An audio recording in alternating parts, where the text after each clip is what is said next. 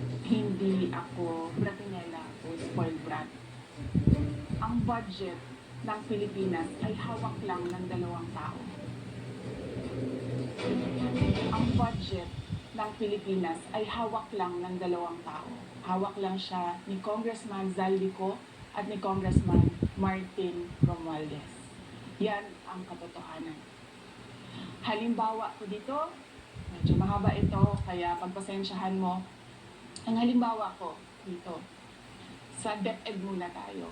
Sa Department of Education, noong taong 2023, merong 5 billion na inapprove para sa classroom construction.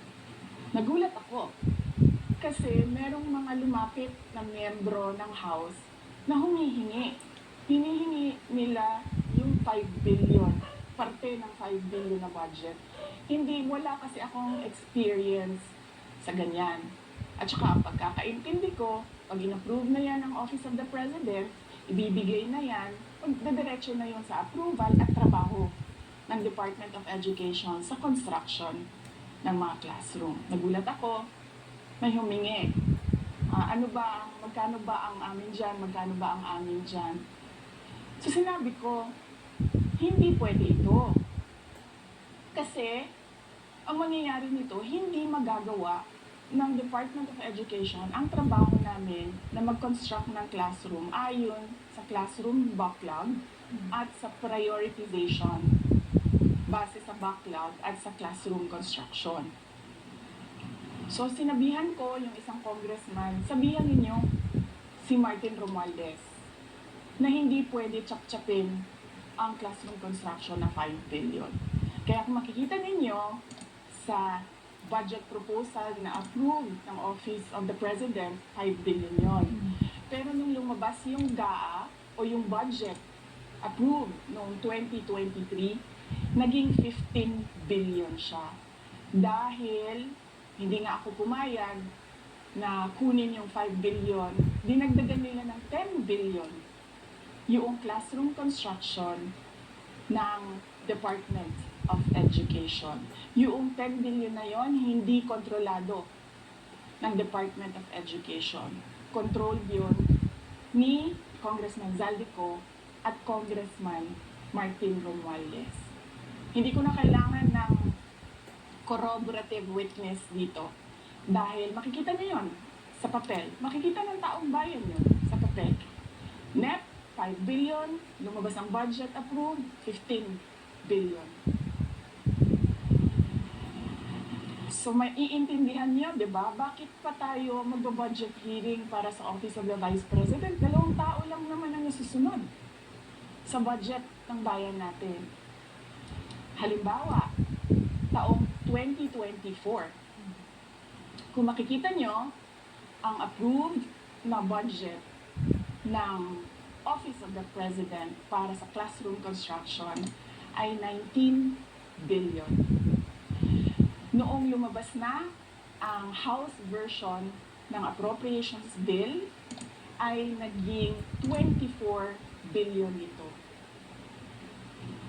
So, approved 19 billion, paglabas sa House, naging 24 billion. At doon sa 24 billion na yon, kung hahanapin mo sa papel, kinuha nila ang 5 billion ng repairs ng classrooms at nilagay nila doon sa 19 billion para maging 24 billion siya. So, ang naiwan sa repairs, sa kawawang mga classroom, ay 1 billion. Kaya, makikita nyo, sa papel, nandyan yan. Naging 24 billion. At hindi lang yan, dahil noong 2023 ay hindi ako pumayag na hindi masunod yung DepEd na rules sa paano mag-classroom construction based on need, ang ginawa ngayong 2024, inattach nila ang listahan na kung saan gagawin ang mga classroom construction worth 17 billion. Makikita nyo yon sa papel. Pagdating namin sa Senate, Nakita yun ng mga senador. Tinanong nila ang Department of Education, totoo ba o hindi totoo na galing sa inyo ang listahan ng 17 billion ng mga classroom construction? So sabi namin sa mga senador, hindi totoo. Hindi namin magagawa yung trabaho namin. Hindi natin masasolve ang classroom backlog kung ganito ang nangyayari. Pwede ba ninyo kaming tulungan? Yung mga senador naman, very helpful sila. Oo, tulungan namin kayo. Kaya nga, kung makikita ninyo sa interpellation ng isang senador doon sa budget hearing sa Senate, tinanong niya, diretso, galing ba sa DepEd ang listahan ng 17 billion? Galing ba sa DepEd ang listahan na inattach doon sa House version? Sinabi namin hindi. Hindi galing sa amin yan. On record yun. Makikita nyo sa mga videos, balikan nyo yung mga videos. Makikita nyo. Yes,